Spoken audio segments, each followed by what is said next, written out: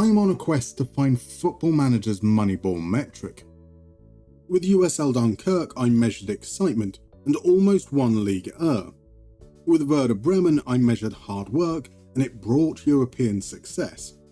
With Juventus, I measured control and restored the old lady to glory.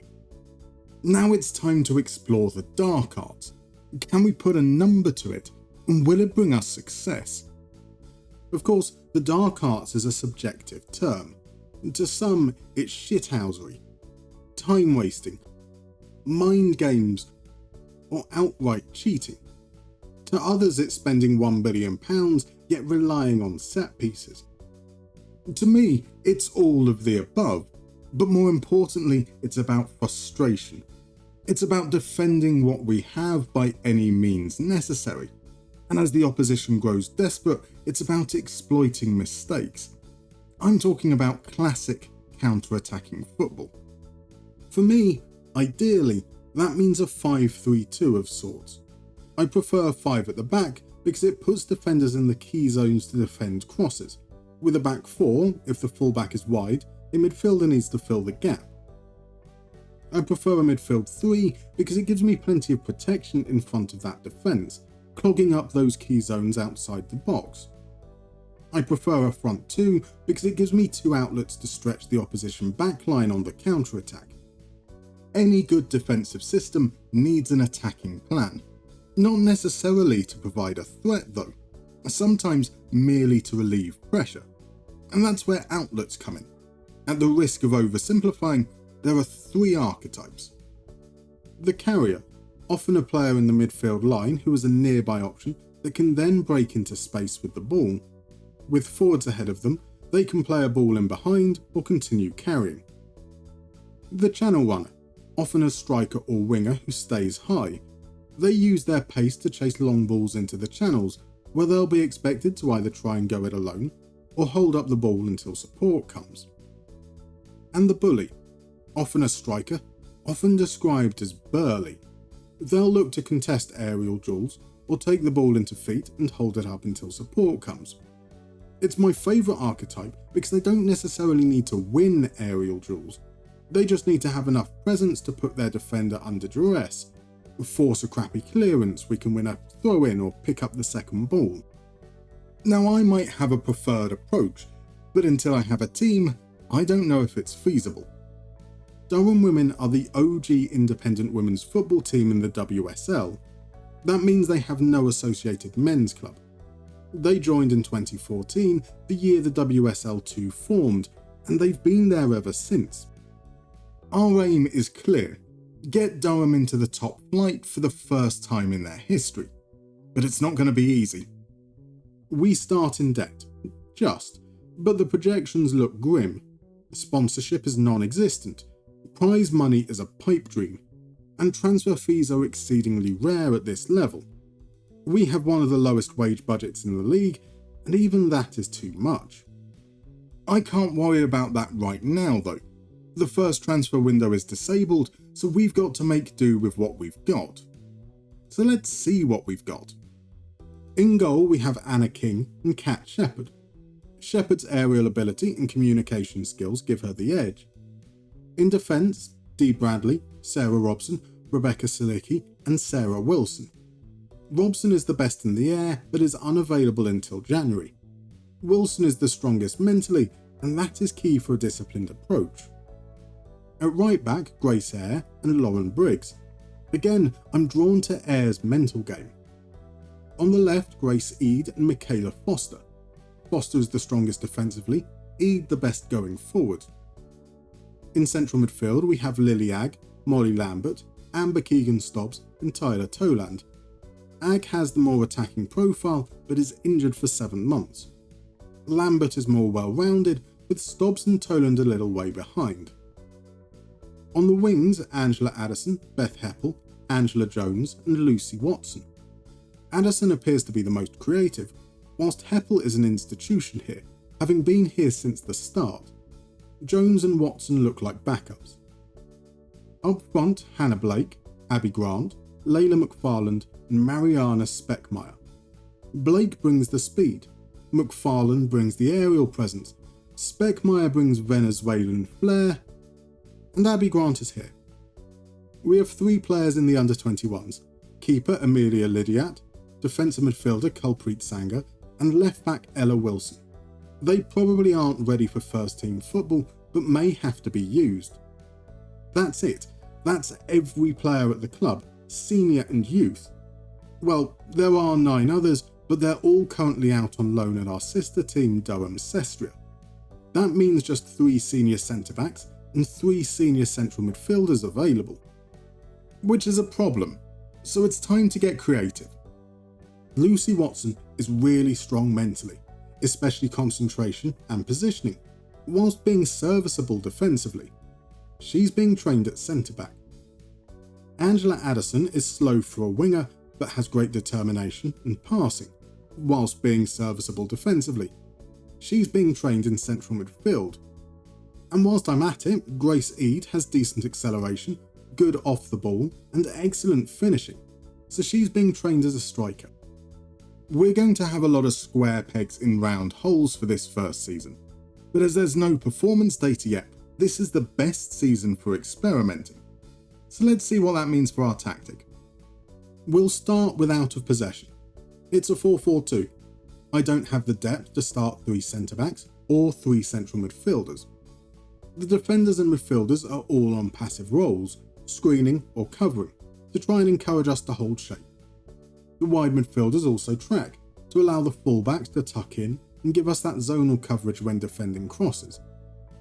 Up front, both forwards are splitting outlets, filling the channel running archetype mentioned earlier. It's a low block, with a lower defensive line. We drop off and we press less frequently. It's all about keeping shape. We tackle hard because we want to disrupt the flow of the game. Trap outside to defend narrow. Invite crosses to defend narrow. In possession, we're getting funky. We're not going to be a team that builds up from deep and plays through the press, so I'm not looking for shapes that evolve. Once we've finished defending, it's straight into attack.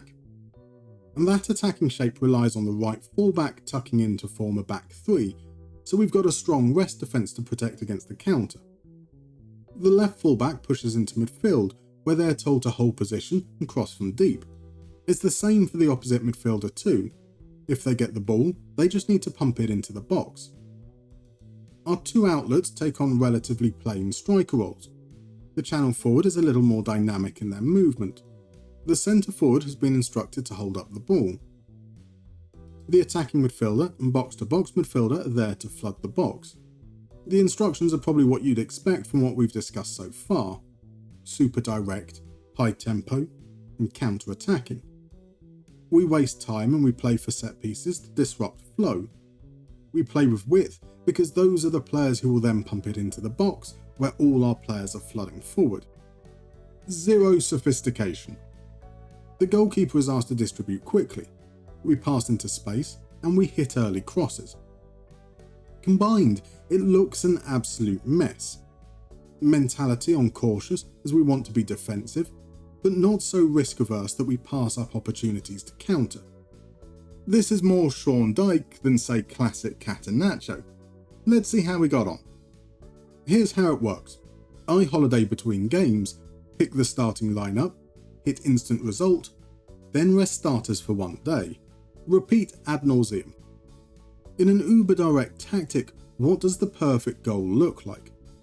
Probably a long kick from the goalkeeper into the path of Mariana Speckmeyer to score an 81st minute winner. A great start to the season against relegation favourites Portsmouth. A 4-game winless streak followed, defeats to Sunderland and Crystal Palace, sandwiched by draws to Charlton and Bristol City. We pick up wins against Nottingham Forest, Sheffield United and Ipswich before the first half of the season came to a close.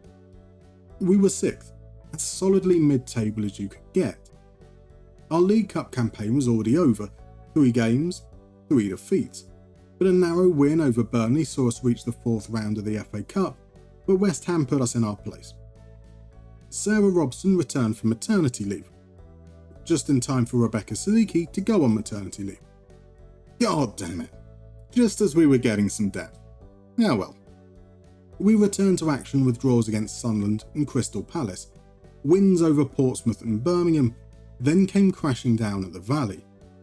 With 6 games remaining, we were still 6th, 6 points off the final playoff spot.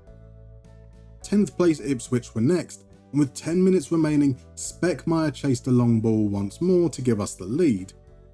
In the 90th minute, and with their 23rd shot of the game, Ipswich equalised. At home against Southampton, we would once again take the lead, Eid pouncing on Foster's knockdown.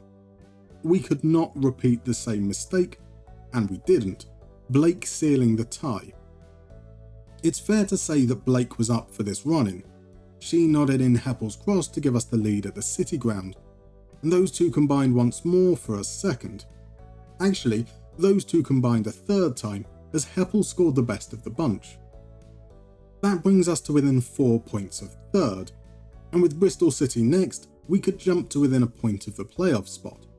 Of course, a win is a tall task, even taller after Hardy opened the scoring. In the second half, she turned provider for Tordin as Bristol won out 2-0. We are not out of it though. Bristol leapfrogged Birmingham. 6 points remaining, 5 points the gap. 11th place Sheffield United next, and Angela Addison pounced on a rebound to give us an early lead. 7 minutes later, Foster crossed, Blake nodded in at the far post. With just over half an hour played, Eid made it 3-0. Sheffield United pulled one back before half-time, but offered little else. Unfortunately, results did not go our way. The playoff is beyond our reach. With the final game a dead rubber, we limped to a 2-1 defeat and dropped to 6th. I'm a bit conflicted. I thought we'd be fighting towards the bottom of the table, so 6th place exceeds my expectations. But even though the chances were very slim, this does feel like a missed opportunity for an early promotion. Now, we've barely scratched the surface in this save, so let's analyse. We finished with the best defensive record, just 21 goals conceded in 22 games. We also had the 3rd worst goal scoring record. That's not too much of a surprise, we barely had the ball. My favourite stat though is that we faced 454 shots, 100 more than the next worst team. But with an XG against of 31.78, this meant the average shot was worth just 0.07 XG. Our header win rate was poor. Our tackle win rate was poor. These need to improve. Lucy Watson, our left winger turned centre back, was great in this regard however. 83% header win rate, 75% tackle win rate. She also led the team in blocks. Sarah Wilson was solid here too. Grace Eyre and Michaela Foster's tackling in the fullback positions is good. Molly Lambert's 4.3 interceptions is impressive, alongside her 5 assists. Grace Eade led the strikers in header win rate and sprints per 90. I want to make special mention of Beth Heppel and Hannah Blake. They led the team with goal contributions, 12 and 9 respectively, but what I really like is how few yellow cards they picked up, despite giving away loads of fouls. That's the dark arts. Now of those I haven't mentioned, the 2 keepers and Layla McFarland are the only ones whose contracts don't expire at the end of the season. The rest are gone. That leaves us with just 11 senior players. Next season is going to be busy. I need to devise a way to measure the dark arts and replace half the squad. See you then. If you enjoyed this episode, please consider leaving a like or maybe even subscribing. Your support is greatly appreciated. And if you want to join these wonderful folks currently adorning your screen, you can become a member or patron. Details are in the description.